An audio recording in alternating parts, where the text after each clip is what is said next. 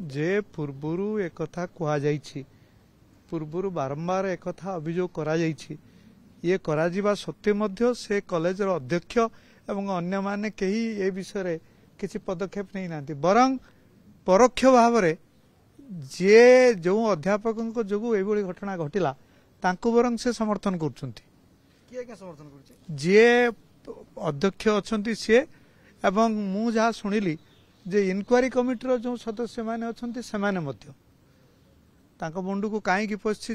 college बदनाम हो किंतु वर्तमान से झीर जो अवस्था होफल कौन कॉलेज सुनाम हो कॉलेज तो सुनाम ही कॉलेज बरं आहरी बेसी बदनाम हो तेणु मु आशा करुच्ची जे जो माने से इनक्वारी कमिटी अच्छी एवं अन्य माने सेमाने वर्तमान देखा उचित जे जीए जहाँ जो ये कांड हो विरुद्ध रे कठोर पदक्षेप निया जाऊ मुझे चाहूँगी एवं आशा करुच्ची जे झील